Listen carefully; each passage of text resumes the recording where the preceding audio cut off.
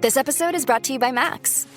Get ready for fun this holiday season because it's beginning to look a lot like Barbie. Stream the biggest movie of the year now on Max. Stream it with your mom or your daughter, with your bestie or all of your friends. So gather around and spread some cheer because the holidays belong to Barbie. Barbie, now streaming exclusively on Max. Subscription required. Visit max.com. This episode is brought to you by Columbia Sportswear. It's snowing again, and that wind chill is killer. But you're not worried about that because you shop the Omni Heat Infinity Collection. It's warmth perfected with tiny gold dots that reflect your body heat inside and protect you from the cold outside. No snow or chilly temps can stop you now. Go out anyway. Shop the Omni Heat Infinity Collection now at Columbia.com/infinity. The DFS studio is brought to you by DraftKings.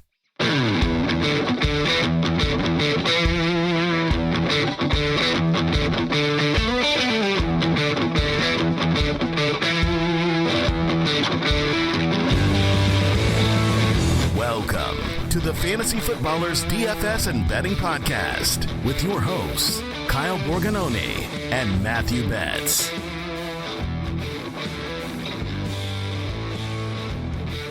What it do, everyone? It's Friday, December 22nd, right before Christmas on the Fantasy Footballers DFS and Betting Podcast. I'm your host, Kyle Borganoni, and I am joined, as always, by Matthew Little Mo with the gimpy leg Betz. Oh, what a movie, man. How many times have you watched it in the last 3 weeks? Two, or Home Alone 2 or 1? Both, I guess. I think we've been at like 5 or 6 times. That's not enough. I watched Home Alone 1 last week, Home Alone 2 last night. So I am in the holiday spirit, the Christmas spirit, wrapping some gifts in my dad's slippers last night. I mean, we were ready, man. We're locked and loaded. And, you know, my girls are, they're about a year and a half, a little over. So last year, like, it was their first Christmas, but like, they didn't really know it was happening or participate, of course. So now we're like full on parent Christmas mode, which is fun for the first time for us. So we're in it, man. Are you ready for the holidays? I am in full mode. I've been enjoying Christmas movies with the kids. You've been smooching with everybody. Al, Leo, Little Mo with the gimpy leg. Man, that Truman brought that out the other day, that exact line, and it just floored me. What a legend. I know. So, yeah, it's good times this weekend. I'm sorry if I apologize for football. I apologize for what it's going to do this weekend to your family time, to Christmas Eve on Sunday, Christmas on Monday. I mean, I was trying to explain to my family. I said, like I'm so excited for Christmas. I'm very excited for Christmas evening because Ravens and 49ers is going to be a sweat for every single person. Like, that matchup is going to decide so many different things. So I have Christian McCaffrey in my main league that I'm in the semifinals, and I am sweating, man. I'm just going to be so nervous because I know, here's the worst part. Let's say I'm getting killed. I know that I still have a chance because I have Christian McCaffrey. Yeah, you could get 40 any week. It's possible. Yeah, what a cap to not just the week in general with like football and Christmas and everything, but like that is the matchup, man. Two favorites for MVP, Lamar and Brock Purdy, of course, facing off. Fun matchup, man. I'm really excited about that one. And we got a nice little 3-game slate on Christmas Day. I mean, sadly, we're not putting out content for it because, we like our families a little bit. But I'll probably try to play a lineup or two and, be stressed around my family, which is what the holidays are all about, of course. So it's going to be a fun weekend, man. Lots of football, lots of family, good food. So I'm excited. Yeah, it should be good. I do want to start us off before we get into our cash picks, the games we want to stack. We're going to prop it like it's hot, that we have an announcement.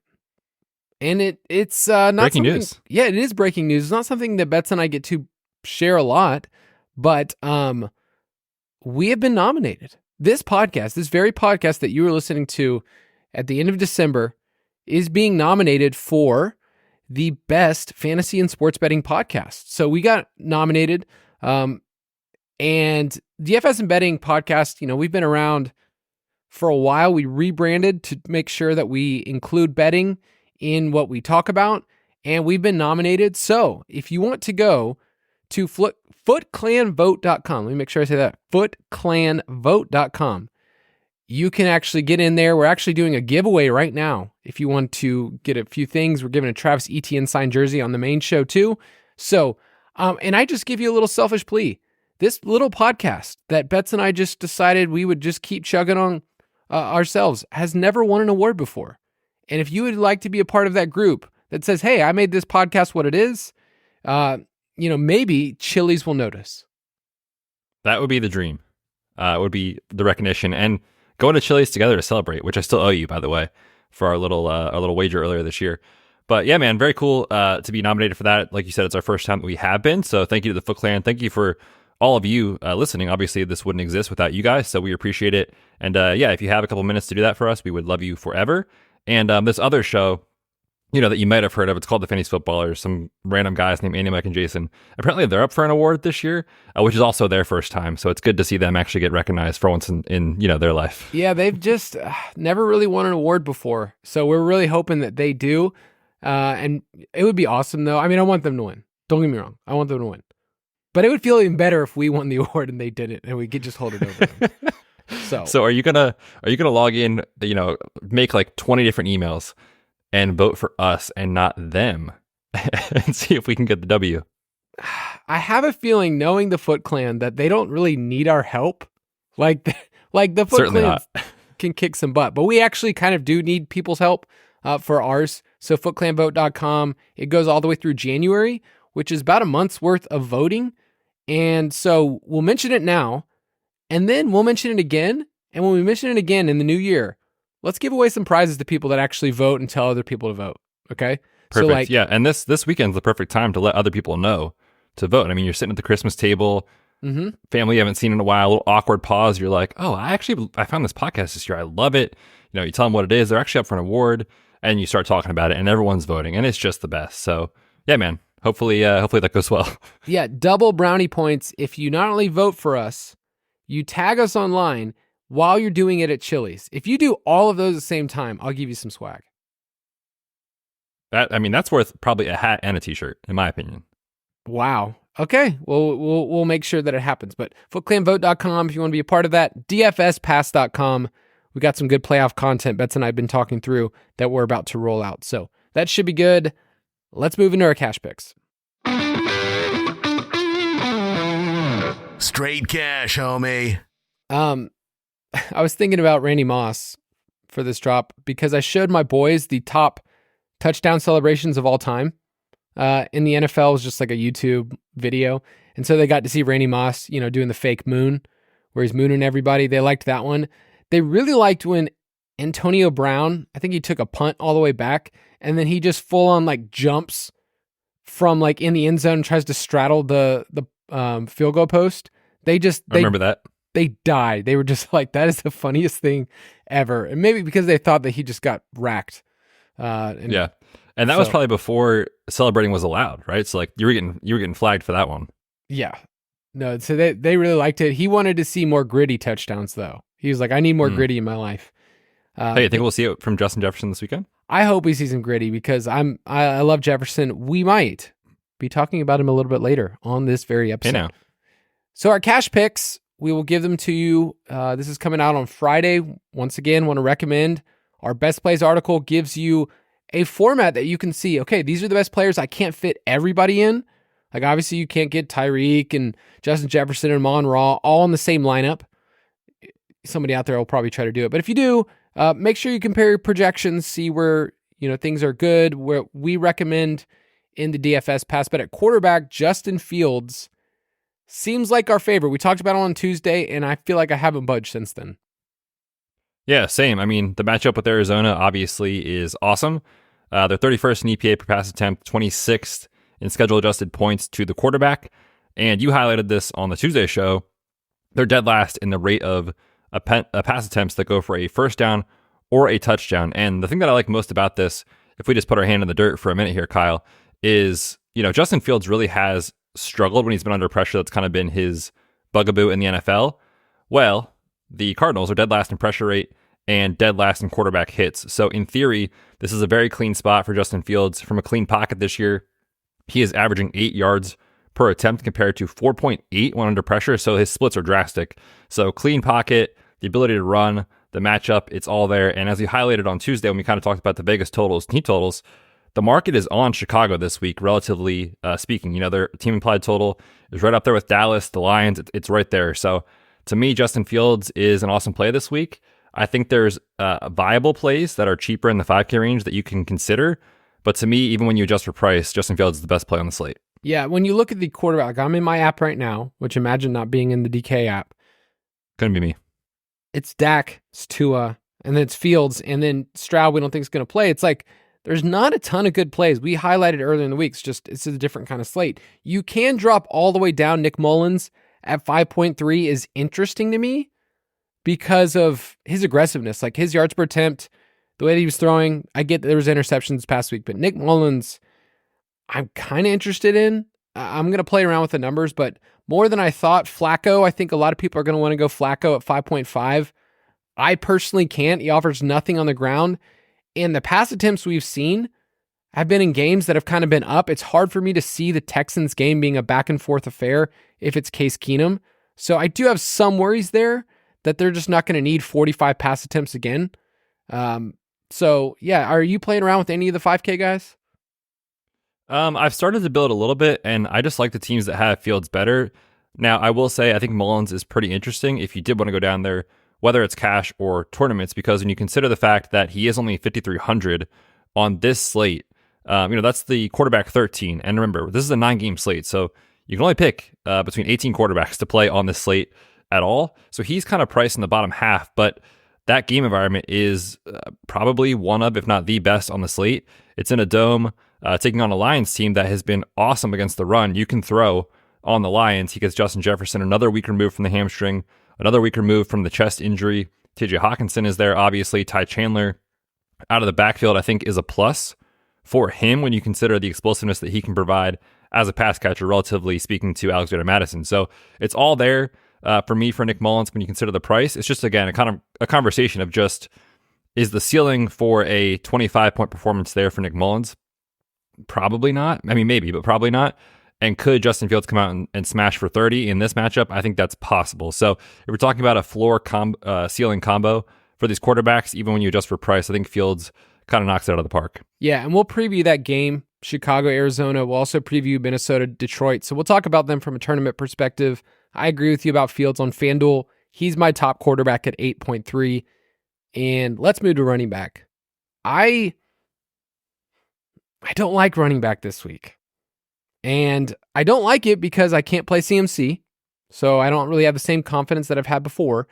And then I hate paying the price for Rachaad White. He's going to be in my cash game pool.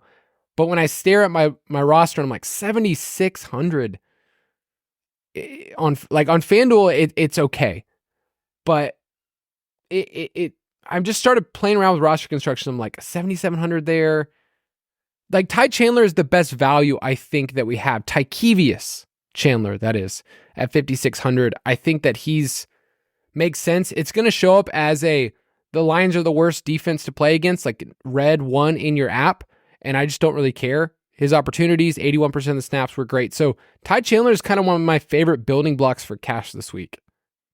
Yeah, I'm with you. Like you said, the matchup is not great. Detroit has been very good, especially recently, against the run. They are 4th in EPA per rush attempt, 6th in success rate allowed since week 10. But running backs in the 5K range that are going to touch the ball 18 plus times with a possibility to get 25 touches without Alexander Mattison. He's not practicing yet this week. We'll see on Friday, today when this comes out, whether he's out there. But even if he is, like high ankle sprain, he's not going to be himself. He'll be limited. So if Alexander Mattison is out, Ty Chandler is in my cash lineup. We know matchups matter, but they can be overrated. And for running back to touch the ball 20 times in cash games is what we're looking for. And again, context is important, right? We don't have a huge player pool to pick from this week. It's only a 9-game slate. And when you adjust for that salary, I want to play Justin Jefferson. I want to spend up at tight end probably this week. So to do that, you're going to have to drop down. I think Tyler Chandler makes a ton of sense. I do want to do a thought exercise about Bijan because I think a lot of people will move on. He's 7,100 on FanDuel, 6,300 on DraftKings. Falcons are at home. It's basically a pick 'em at this point, and the Colts have been a defense that you want to run against. I mean, it's on FanDuel, I'll just say this. He's our top points per dollar play for running back. And Atlanta at home is averaging a ton more plays. Colts, 127 yards per game allowed on the ground. Everything says that you should play this player, except for the emotional part that says, I never want to play a Falcon ever again. So he's in my pool, but I understand if you just like, I'm done with this. Yeah, I mean, it's kind of the conversation every week, right? It's like we know what should happen.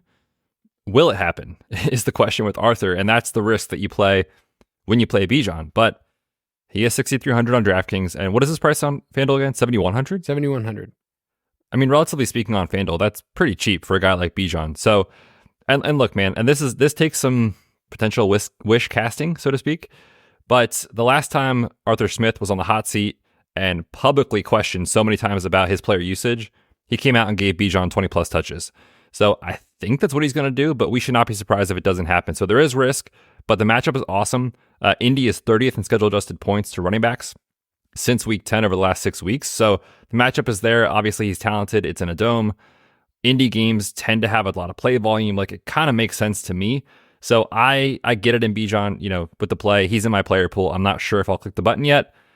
Ask me on Sunday. I'm way too emotionally invested in the team and everything else. So I think I might just remove myself and just get out of here, not want to have to think about it. You want to enjoy your Christmas? I do. I really do. I just don't even want to care. Is that okay? That's fine. Let's talk about Chuba Hubbard, because I did not think that would be a sentence we'd cared all about this year. His usage is awesome. His opportunities the last 3 weeks, 25, 25, 24, 96 plus yards from scrimmage in each of those games.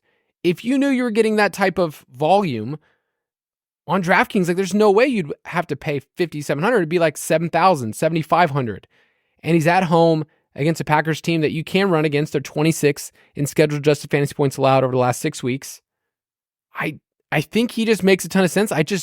Every time I've ever played a Panther in cash, if it's Mingo, I just hate myself. So it's another one of those things. It's emotionally really tough to go in on a Panther since they're the worst team in the league. But it's only a 5-point spread. I get using him in cash. Yeah, I think he makes sense if you want to build out with, like, if you wanted to just do a 2 running back build this week and play Chuba and Ty Chandler and spend up a wide receiver, I think that's viable. Yeah, man, it doesn't feel great. I mean, that game environment looks like it will be kind of gross. Both teams play pretty slow. The Panthers invite you to run the ball. The Packers invite you to run the ball. So, like, there shouldn't be a ton of pass attempts here. But he's completely iced Miles Sanders, and this is his backfield. So at that price, it makes sense to me. We'll see what his roster percentage comes in. He'd be an interesting fade in tournaments, in my opinion. But for cash games, we talk about projection for volume at a certain price tag, and he fits that this week. So I'm kind of into Chuba Hubbard. All right, one more name I want to throw out there is Jonathan Taylor.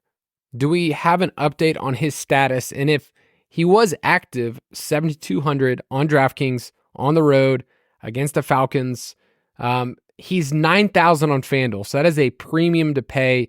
Zach Moss isn't practicing. So any update on JTT?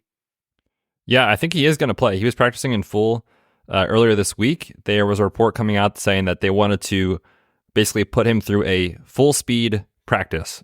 I don't know what that means. I don't think teams practice in full speed, especially in week 16 anymore. They're trying to get through the year. But if there is no Zach Moss, I mean, Jonathan Taylor should be in line for a huge workload. So relatively speaking, I think he is very interesting on this slate. I think he'd be a pretty comparable play to Rachaad White, who's just $200 more on DraftKings.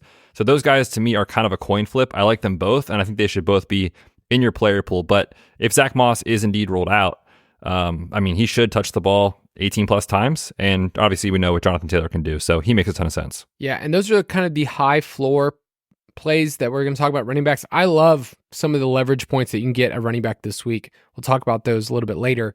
At wide receiver, we both have Justin Jefferson, who, when you just look at his price on DraftKings, 8,100. That is so cheap based on what we've played in the past. Last year, it was just like, whatever the price is, you just pay it. It doesn't matter. It's kind of like what you did with Cooper Kupp 2 years ago.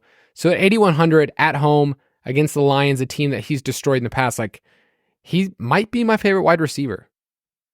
Yeah, I'm glad you brought that up about the price because it does kind of feel a little uneasy when you're like, I can see the downside for Nick Mullins. It's not Kirk Cousins. But like you said, we were jamming him in our cash lineups at 9K. So you could argue the price is factoring in some quarterback play concerns already. So I'm in.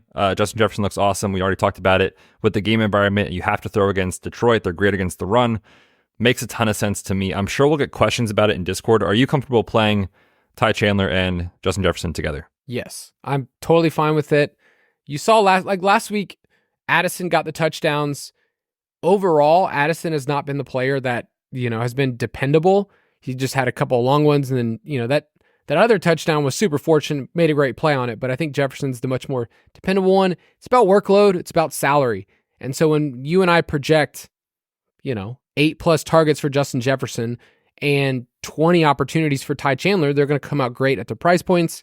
And then you look at the matchup in a dome. So I'm totally fine playing 2 Vikings in cash. And it's not that expensive, right? 5,600, 8,100 is totally fine. My question is, do you like Justin Jefferson more than Amon-Ra, who's only $100 more? Yeah, I think they're pretty close to me. I lean Justin Jefferson just because, the matchup for Detroit, when you look at what they're going to want to do, they've actually preferred to run the ball way more than I realized, because when you look at Amon-Ra's game logs, they're great, but they do lean on Gibbs and Montgomery quite a bit. So I think when you're thinking about just how the game's going to play out, Detroit is favored here. So is there a possibility that we see the Jared Goff attempts come down a little bit? That's in the range of outcomes. But even with Nick Mullins and Josh Dobbs and whoever else has been under center for the Vikings, they've still been top 10 in neutral pass rate. So Kevin O'Connell is going to throw the ball no matter what. And so I think when you factor in that you do save $100 and you get the, just ability to rack up 10, 11, 12 targets, for me, it's Justin Jefferson, even though I love Amon-Ra in this spot. And we're going to talk about him in that game preview. DJ Moore, I think you can stack him with Fields and cash. He's still too cheap at 6.9 at home against the Cardinals. It's just a great price point still for a player that we've seen blow up with Justin Fields in those healthy games. So he's fine. And then the Jaguars wide receivers, if Zay Jones misses, they're interesting. If Trevor Lawrence misses, then I have a tough time paying up for Calvin Ridley. I think some people are going to ask, why are you guys talking about Calvin Ridley in cash? Because he's been so bad. It's a price thing. 6.3 for his target share is awesome. On FanDuel at 6.8, it's like, if I knew Trevor Lawrence was in, he'd be a near lock for me for that amount of volume against a Bucs team that's given it up through the air, 3rd highest yards per attempt. But Parker Washington is the cheap play if you want to go there at 3.8. And if you're like, hey, I need a punt this week, it's the Jaguars, I'm not really counting on it, I think Parker Washington is the play at 3.8.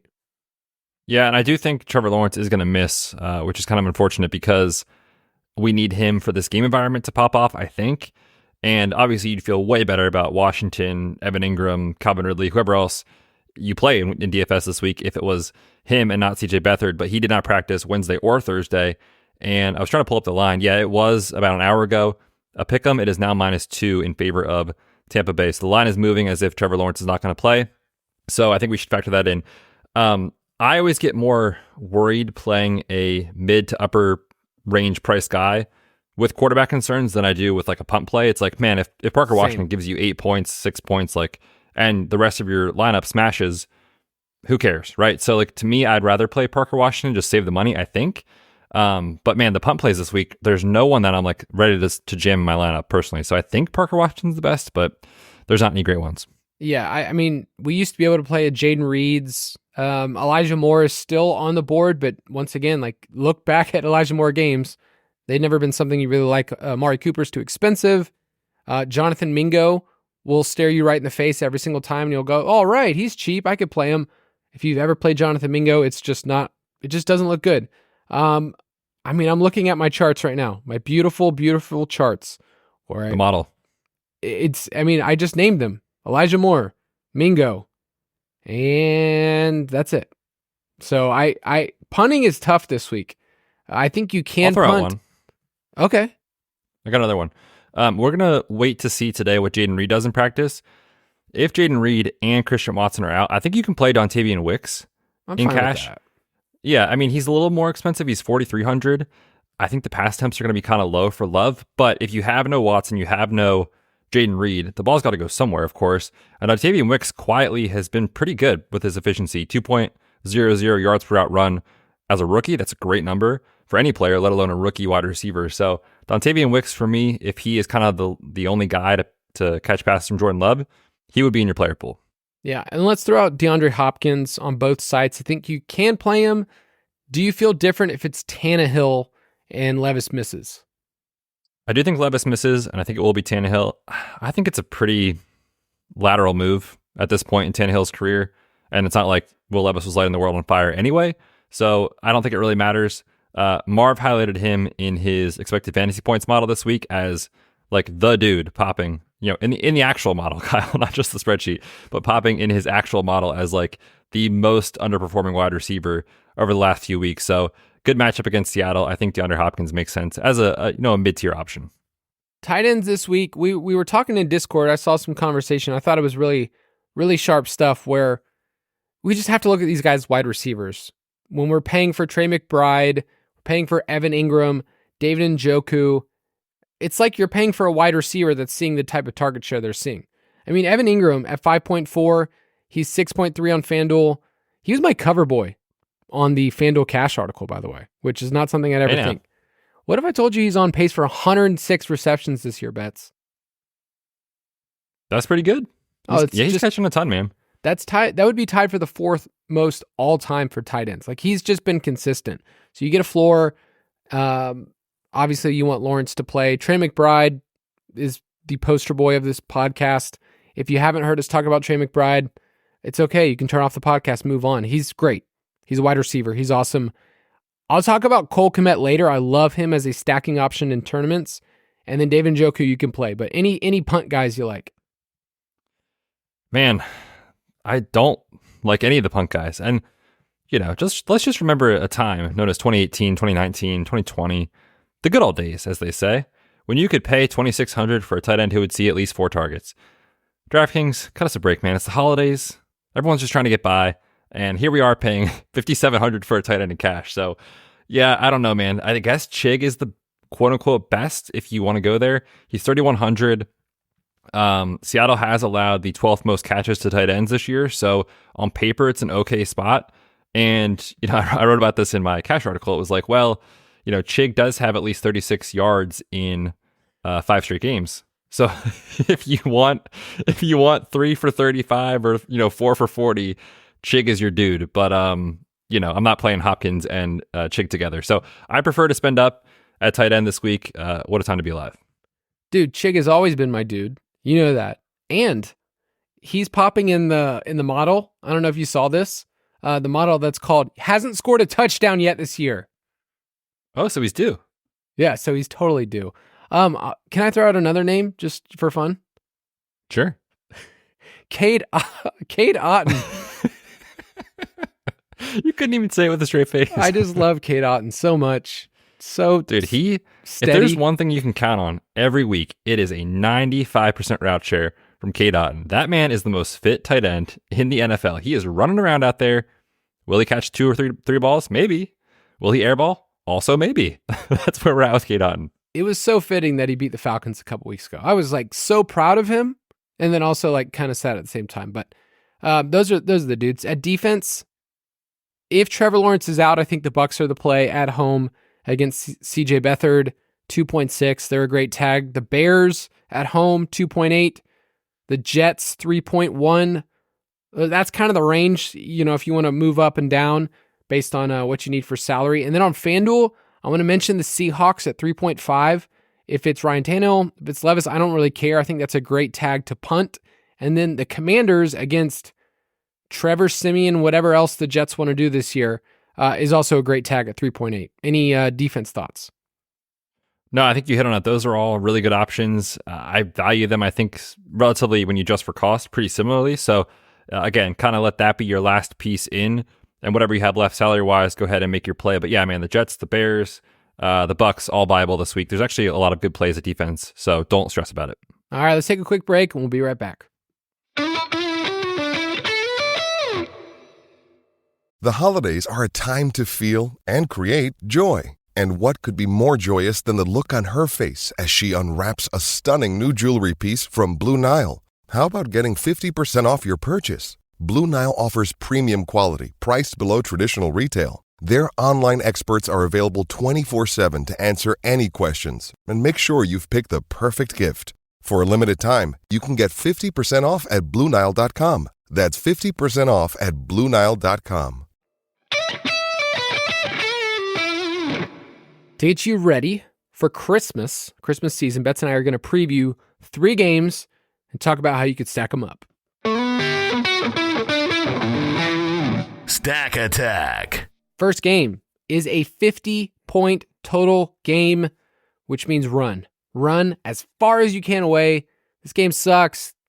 Football sucks. Run away. This game's the worst. Hammer the under.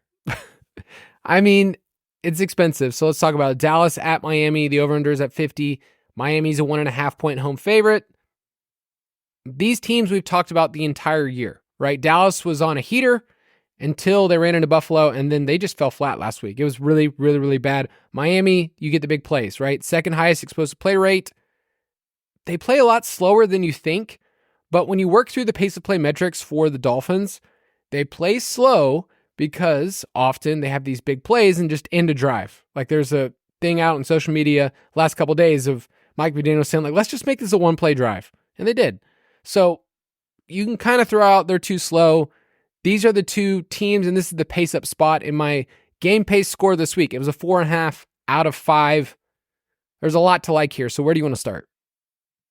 Yeah, let's start on the Miami side. Or actually, before we get into that, let's just talk about the overarching issue with the game. Pricing is so tough, man. I mean, you look at both quarterbacks. This is the quarterback 1 and the quarterback 2 on DraftKings in pricing. Both wide receivers, Tyreek Hill and CeeDee Lamb, wide receiver 1, wide receiver 2 in pricing. So if you want to play one of those stacks, they have to just go bonkers. And so that's my concern with this game as far as playing the quarterbacks. And I never want to say that I'm not going to play a Tua stack or I'm not going to play a Dak stack, but just be cost sensitive. And that's what we talked about with the Dallas and Buffalo game last week is, yeah, this looks great, but what these guys have to do compared to a Nick Mullins stack is, relatively speaking, when you adjust for the salary, is massive. So I'm a little lower on stacking up this game in full, but I love the idea of picking pieces from the game to go to. I know you're kind of wanting to highlight the running game from, or at least the running backs from Miami. So let's start there. What are your thoughts on Mostert and Achane? Yeah, I mean, you can't really say much negative about Mostert. He's leading the league in touchdowns. I think Achane is my favorite piece. I almost made him a slate breaker, which means if he goes off, I get credit. So almost slate breaker Correct. of the week for me. It's just an issue of scheme. We talked about last week with Dallas. They run a lot of man coverage. Football guy take here. But when you run man coverage, the problem is you have to gamble a ton. And you've seen that with Deron Bland this year. You get a lot of interceptions, pick sixes. Those are really nice.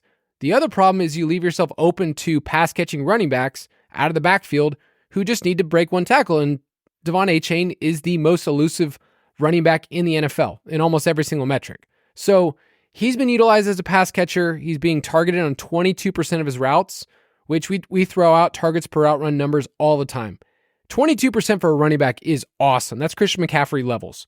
So Achane, I think, is priced much lower on FanDuel. I love the difference in price, $8,800 to $7,500. Nobody's playing these guys in cash, and so I think you get a lot of leverage on the field because I think the way the field's going to play this game is they're going to ignore the running backs and then play, CeeDee and Tyreek and kind of focus in that direction. So I really like the Miami running game. I think it's a core piece to this game, and I think you can stack up that way. If you think Tyreek is way too expensive, and he is expensive, then you'd say, I want a Dak double stack with Turd Ferguson and bring it back with Achane, which is a really fun sentence to say. A Dak double stack with Turd Ferguson, bring it back with the Achane. And when you play him and you're at your Christmas Eve celebration with your family, hey, Grandma, we need Turd Ferguson to catch a touchdown here. It's the best part of playing him. He's a great in DFS. price, by the way. He is. And we were both on him last week. He kind of flopped. The entire offense flopped. But I'm with you with the running backs. You can run on the Cowboys. They are, since week 10, 29th in success rate allowed defensively. And, again, football guy take, but if you think about the offensive line injury issues for the Dolphins and one of the best pass rushers in the NFL from Dallas, the best way to mitigate that is to run the football. And so I do kind of like the running backs here just for that reason. And, Mike McDaniel might just look at last week and say, hey, look what James Cook just did to this defense. Can we use Achane and Mostert in a very similar way? And I think they can. So I like that part of it. I will probably play at least one Tyreek lineup and just be contrarian and spend up on him and hope, not that he's healthy, but also chasing that record.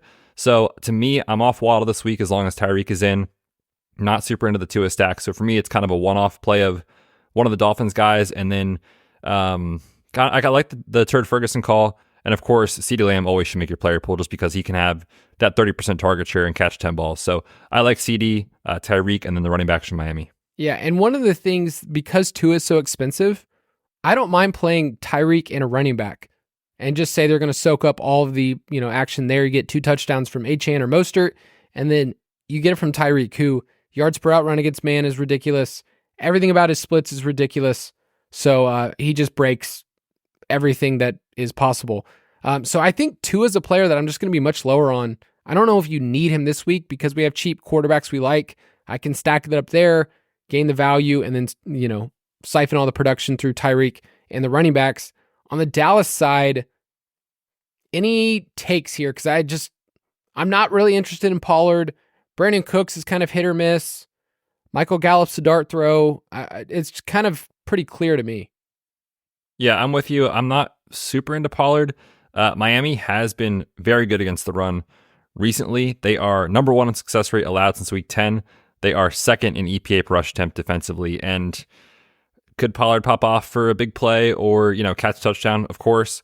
But we have a pretty decent sample size this year of him not being the most explosive or efficient runner. Combined with the matchup, not super into it. So for me, it's pretty much CD or Turd Ferg. I kind of like the over in this game. On a 50-point total. I Just know. when you think you know a guy. Well, is that kind of my brand, though, where, it's like, hey, this guy's been yelling under for 2 years. And I just think this sets up really well. Also, this sets up really well for the Dallas pass rush. So, yes. That's the Also one thing I'm call. worried about Tua. Yeah, which is kind of why I said I like the running backs. You help mitigate that a little bit. So, man, I'm not going to fade your model, rather. That's just red hot right now. I will say, when this opened earlier in the week when we talked Tuesday, I think it was 51.5. It was. So the total has come down a little bit.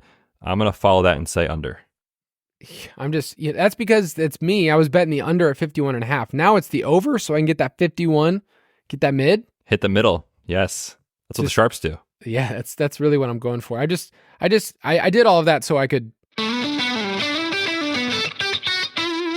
Moving the lines. Sorry, buddy. kids. No Christmas this year. I bet the under on a Dolphins. What if I took it a step further? Sorry, I bet the under, but then I bet the over so we could hit the mid. This game will determine your kid's Christmas. Yeah, and what a bet, right? No, this has to hit 51, honey. or we're poor. Next game, Detroit at Minnesota. It's an NFC North battle. With a win, clinches the NFC North for the Lions, their first division title since 1993. And on Thursday's show, I just want you to know, on the main show, I gave this stat. They're like, oh, wow, that's been a while. I wonder what president was around. I immediately said Clinton, and then they just kept poking at me as if it was wrong, that I didn't come up with the stat or give them the president. And it was right. So, I mean... Haters, man. Bunch of haters. This is my job, okay? Just doing my job. FootClanVote.com. Vote for our podcast. Not theirs. Yeah, not theirs. So Lions games, we like them because they usually hit the over. They're 5-1 to the over the last 6 weeks. And if you look only at their dome games, 56 combined points. So there's a lot to like here. There's a lot to like in Nick Mullins. He was super aggressive last week. I loved seeing that. He was PFF's highest graded passer in the intermediate range, which is the Kyle stat that he brings up way too much on every single podcast. But if you're good in the intermediate range, I think you can be good elsewhere. Detroit, they give it up through the air. So yeah, I want to start on the Minnesota side because I already mentioned I like Justin Jefferson. He's popping in Marv's model. Nick Mullins is aggressive. He's cheap. You can stack him in tournaments. Ty Chandler's great. I mean, Addison showed up last week. Hawkinson, it's a revenge game. I mean, just play all the Vikings. Play all the dudes. What could go wrong? Yeah, man, I like their side, obviously. I'm hesitant to go to Addison just when you see the price hike after 2 touchdowns. I mean, I don't really want to chase it. With Justin Jefferson in the lineup, he has seen a 13.1% target share. Without him, that has inflated up to almost 20%. So clearly, if Justin Jefferson is doing his thing, Addison probably isn't doing his thing. Not that it can't happen. It's just that he's a little price or cost prohibitive to me anyway in this slate. So if I'm going to play a Mullins team, obviously you have Justin Jefferson, and then I'm interested in TJ Hawkinson. He's a direct pivot off of, and not that I will say anything negative about our boy Trey McBride, but he is a direct pivot off of him, especially on DraftKings for only $100 more. It is a revenge game, which we know matters. He has 50 plus yards in 10 straight. So you kind of have like a baked in floor if you're playing smaller field stuff, where we never talk about floor in DFS, but like if you're playing in a 200 or 300 person tournament, like floor kind of matters a little bit more than ceiling sometimes. So, you want to have both, but floor does matter a little bit. And when he played this team earlier this year, 6 catches, 77 yards on 8 targets. So I kind of like a little double stack with Justin Jefferson and TJ Hawkinson. Yeah, I like the passing offenses for both of these teams. I think they're just set up really well. Chandler can catch some out of the backfield. We know Gibbs can too. So it makes a lot of sense. Both of these teams are really good against the run. Minnesota, their defense, number 1 in EPA per rush attempt. Detroit, 8th best. So it sets up really well for a back and forth in the passing game. One of the things that I'm having an issue with, and it's really tough when you start compounding different statistics. You're like, okay, well, the environment's good. Check. These teams throw a lot. Check. And then you look at the defensive coverage as kind of like a third or fourth layer of analyzing a game, and you realize that Minnesota blitzes at the highest rate in the NFL. That's like a Brian Flores special. And they run a ton of cover too. Jared Goff has been dog doo-doo this year against that. So it does temper some of the people that say, hey, look what Goff did last week. It's a dome game. He had 5 touchdowns. I don't love his splits, and I don't love Amon-Ra's splits against some of these either. Like against the blitz, he's totally fine. Against zone, he's totally fine. But if you go a layer deeper to cover 2, it's actually not great. It's like 0.76 yards per route run against cover 2. So I worry about Detroit in this game. I think it's fair, and I think we have seen a little bit of movement on the line actually in favor of Minnesota. I think this was 3.5, and it's a key number, so that makes sense that it got down to 3. But I'm with you. I'm happy you wrote about that in Pace, because I wasn't even considering the fact that this could be a troublesome spot for Jared Goff on paper. Just to put numbers to it, you mentioned he ranks 34th out of 35 qualified quarterbacks on adjusting completion rate against cover 2. So like he has been not good in that sort of matchup. The reason that I'm still okay with this game and kind of how you play it, it's just because, like you said, against the blitz, Amon-Ra is the dude he looks at, and I think you could see a decent amount of that. So I'm worried about David Montgomery in this spot. The Vikings have been great defensively against the run. He's losing work, not just in general, but like inside the 20, inside the 10 to Jahmyr Gibbs more recently. So you can't count on that. So like I'm off Montgomery. Jameson Williams is fine. Like we know the deal. He did set career highs in snaps, routes, and targets throughout run last week. So I'll leave the light on. But to me, it's Amon-Ra on the Detroit side. I want to come in real strong here and say that I love Jameson Williams this week. Oh, wow. Okay, tell me. Which is not, Jameson was our guy at the draft. And then when he didn't win us a lot of money, he's kind of not been our guy. But, the participation was great last week. But you can even look at the snap percentage and say, hey, he didn't even play in the fourth quarter because they were blowing them out. The one area that Minnesota is giving it up a ton, because some of their season-long metrics look great, the defense has been great, is out wide receivers. So it kind of just comes down to a scheme thing. Like, can they protect? And this is a good offensive line. And I think Jameson Williams can get a deep bomb. So I just want to give people a nudge in tournaments to say, if you're going to stack this game, Jameson Williams makes a ton of sense as a pivot. He's super cheap, $3,700 on DraftKings, $5,200 on FanDuel. He's just one of my favorite dart throws this week. Makes sense. Yeah, like you said, he's super cheap too. Yeah, you're not playing him in cash or anything. Totally fine. You're shooting the moon. Yeah, where you at with Laporta? 3 touchdowns last week on, I think, 6 catches. Yeah, it's too expensive. Basically, it was 50-50 touchdowns. Yeah, super expensive. $6,400 on DK, $7,200 on FanDuel. I'm probably not going to play him this week, which is scary. But yeah, to me, I think you throw a dart on Jameson Williams. Amon-Ra, of course, makes sense. We didn't really talk about Gibbs. Are you interested in Gibbs at all this week? I'm always interested in Gibbs. I've been throwing so many stats at one of my friends this week because I have Gibbs and McCaffrey in my home league. And so I've just literally been finding every single Gibbs stat possible just to show him that I have the two best running backs in football. Very selfish in why I'm doing this. But he just makes sense. Like, you get big plays involved in the passing game. He leads the NFL. This is one of the stats. In yards per carry between the 20s. He's averaging 6.7 yards per carry between the 20s, which is, kind of more fitting because your yards per carry is going to go down when you get inside the 5 anyways. So explosive runs, big plays. Hopefully they use him more in the passing game. So yeah, I think Gibbs is a really good tournament play. I could see people playing him in cash on DraftKings at 7,000 on FanDuel. It's a little bit more expensive, but I can't see myself playing too much Montgomery. Yeah, I don't think people are going to play him much, honestly, on DraftKings. I mean, we'll see because things change come Sunday. But like right now, I'm looking at things, and you have JT, Rashad White, Bijan. All those guys are going to soak up roster percentage, and they're kind of in the 6K to lower 7K range. He could fall through the cracks a little bit. And you talked about the pass catching. Minnesota has been awesome against the run. They have faced the most running back targets and allowed the most running back catches per game since week 10. So if there is one way for Gibbs to get there and not have a great day on the ground, it's through the air, and this is the matchup to do it. So to me, I am very interested in tournaments for Jahmyr Gibbs. Yeah, my favorite way to look at this game is to go Nick Mullins double stack with Jefferson and then pick another person. You can pick Chandler, you can pick Hawkinson, and then on the other side, you're bringing it back with Gibbs. Amon-Ra, you're never going to say anything negative, and then Jameson Williams, another. So like, really, you could have 4 or 5 pieces from this game if you think this is the one that goes off, and the other game we talked about hits the under. Yeah, makes sense to me. I'm not too interested in the golf side of things, but Mullins makes sense if you want to go cheap. Yep. I will take Minnesota plus the points. That's a good line. The -3. I'm going to take the Lions. Classic. Always backing the Lions. They'll probably win. Next game is the Arizona Cardinals at the Chicago Bears, a game we knew that we would be highlighting before the season, saying this is just the game to watch. But it is wild to see the Chicago Bears having a team implied total of 23.5. They're 4-point home favorites. The over-under's fine. It's at 43, but I think what we care about more is the Chicago side. Since Justin Fields' return from injury, 68.8 plays per game. That's third in the NFL. So the pace is up. He runs over 12 rush attempts per game since then. So talk to me about the Chicago side.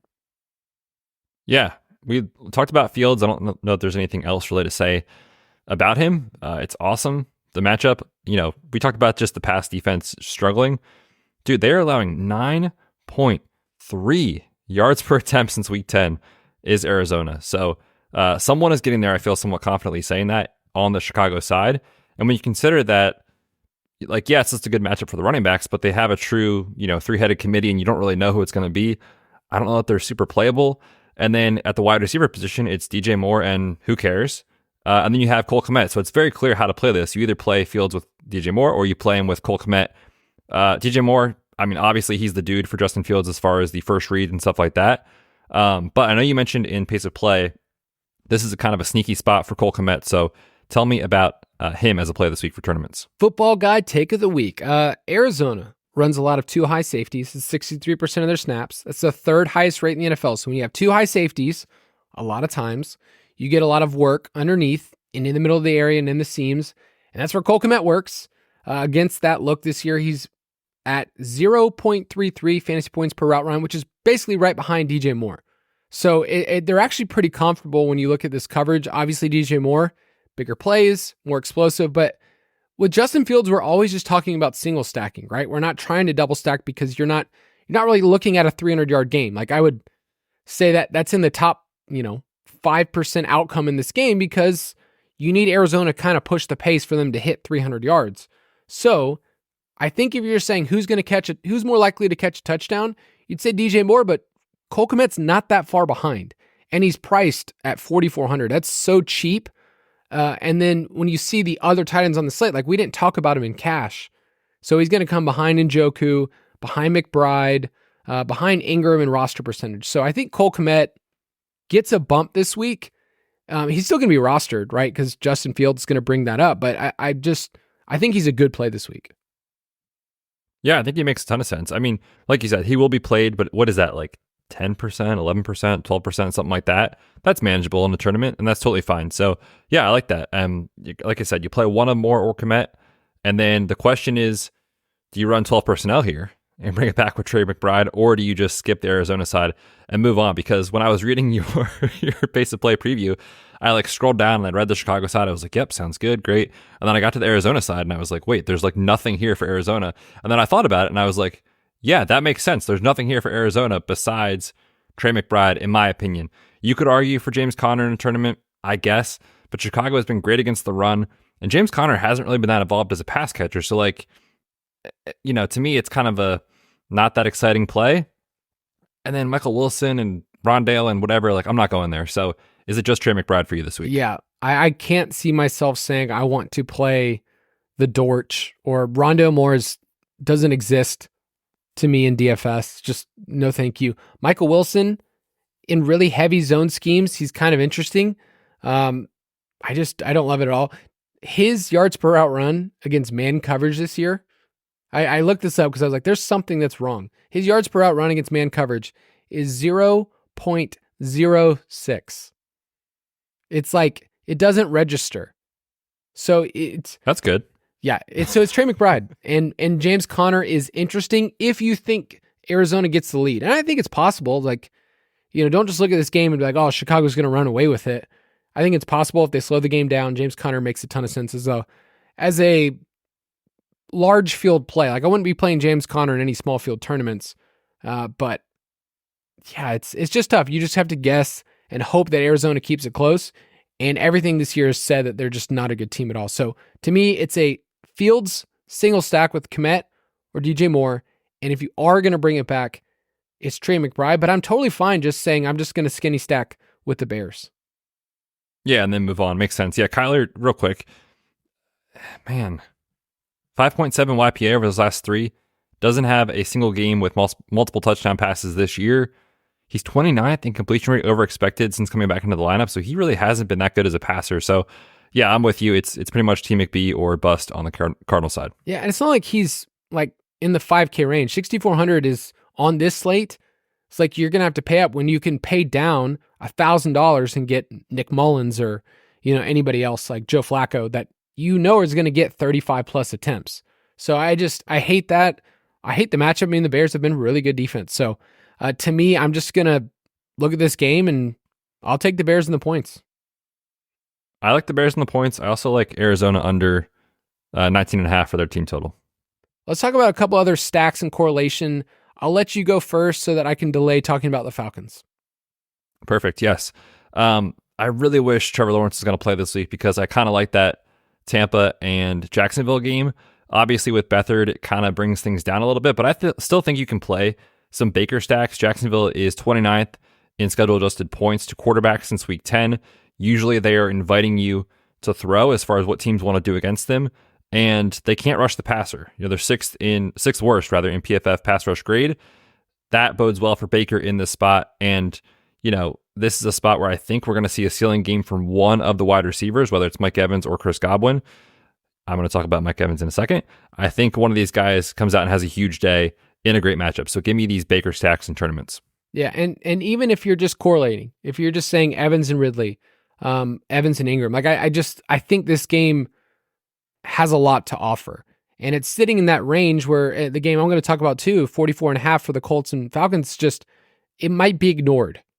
And you might see a lot of builds that don't have these guys in there. So Colts and Falcons, the dome game, talked about this earlier in the week, but Colts games produce a ton of volume. 71% of them hit the over. Bijan is a cash play, and I get that. Do we have an update on Pity City? Yes, he was cleared for contact on Thursday in practice, so he's still in the protocol, but he is trending in the right direction. I would be surprised if he doesn't play. Obviously, he still needs to get final clearance, but right now he's trending in a good direction for this weekend. We built this city. It's good news for this podcast, which, once again, footclanvote.com, where Pity City originated this podcast. Here's what I'll say about Indy's defense, because I think we've picked on them a lot this year, knowing that there's a pace up, and that they run zone a ton. 84% of the time, that's second highest in the NFL behind only Seattle. So you're getting a lot of zone looks. Drake London has been good against zone, but here's a football guy take for you as well. They run a ton of cover 3, okay? So in other words, 3 deep, 4 underneath. And when you run cover 3, it opens up a lot of stuff against tight ends. They've been pretty susceptible against tight ends. And Kyle Pitts and Jonnu Smith actually are tied for the team lead in receiving yards against cover 3 defense. So if you really want to get nasty, we've done it before with Desmond Ridder. You would have to do it with Taylor Heineke. I can see a route where a Falcons tight end, and I'm going to say that because I don't know which one it's going to be, is a valuable piece this week to get off the expensive stuff and to pay down a little bit. And if you want to bring it back with Jonathan Taylor, Pity City, I get it. I also get if you just don't want to hate your life. So Betz, what are your thoughts here? Oh my gosh, dude. I wasn't even considering Kyle Pitts or Jonnu Smith. And now I hate myself. Kyle Pitts is 4K on DraftKings. Jonnu Smith is 2,900. I know. How many? I got to look up the routes. Do you know what the routes were last week or the last couple weeks rather, for these two guys? Because I feel like Jonnu has been just kind of like mixed in a little bit, and I don't want to chase that. I know that there, who was it? There was a guy named Tucker Fisk who also was running routes last week as a tight end. Of course he was. So I will check it. Yeah, 33% route share for Jonnu last week. The week before it was 73. So who the heck knows what Arthur wants to do? So yeah, I guess you can take shots in tournaments. Yeah, I mean, Pitts is the safer choice. Obviously, Jonnu's had the big plays. Yeah, if you don't want to hate yourself, I totally get it. Let's move on to our slate breaker of the week. And it's Christmas time. I understand, you're getting different presents, but in my house, it's really clear what is the most important thing for my kids right now, and it's Lego. It's Lego. Our slate breaker this week is a massive sponsor, considering my family has watched Lego Masters, the TV show, like the entire series over the last month, over and over and over again. And my kids are getting tons of Legos. Do you have a favorite Lego set as a kid? Dude, this is going to be a little bit of a shock, I think, to you. I wasn't really into Legos at the time when I was a kid. Were you into what, crime? War? What were you into? Dude, I was just playing sports all the time, man. No, I really, my brother was the one more into Legos. I do remember that I had an original pirate ship one that was the OG Lego one that I built. But yeah, I kind of slowly passed it off. Now I really enjoy it as a parent. I enjoy building that with my kids. And of course, shout out to any listener that wants to get me, but the Home Alone Lego set is out there. I haven't forked the $300 for it though. You know what you do, Kyle? This weekend when the over and under both hit in the Miami game, and you win the Millie with, a low rostered tight end from Atlanta, Jonnu Smith.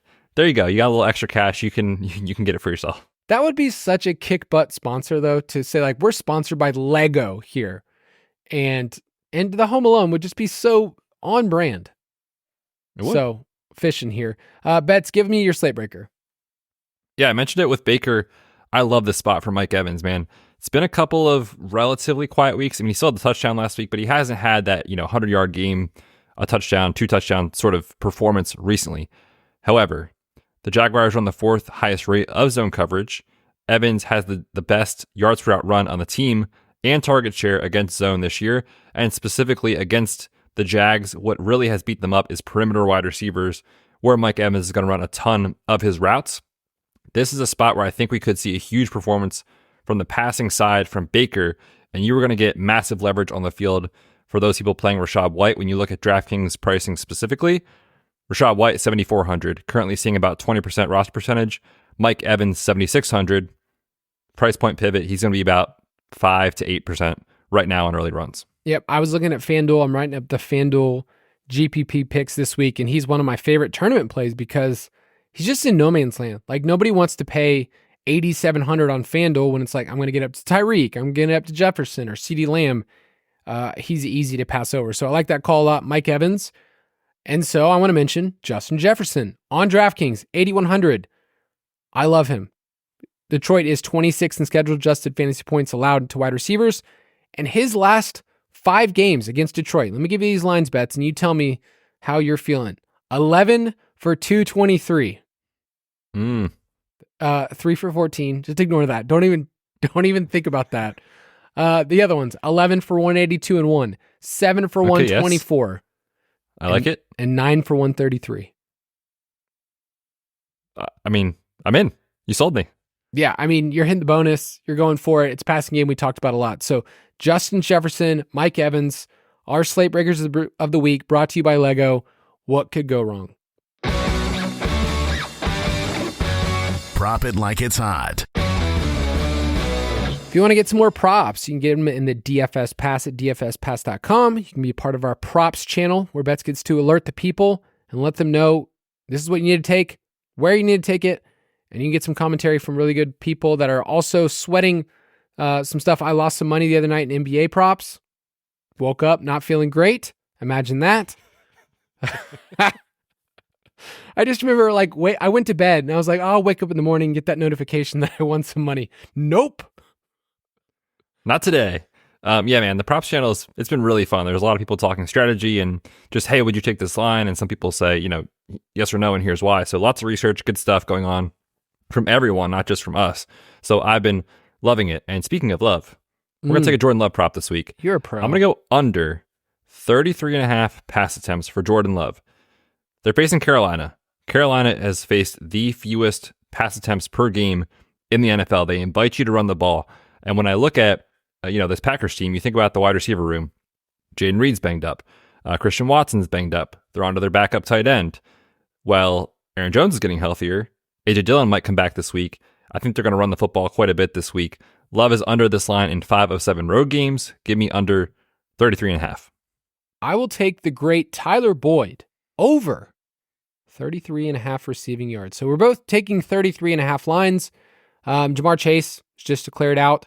And on the season, the Steelers have allowed the most slot fantasy points to the wide receiver position. He's hit this line before. And so the target share is going to open up.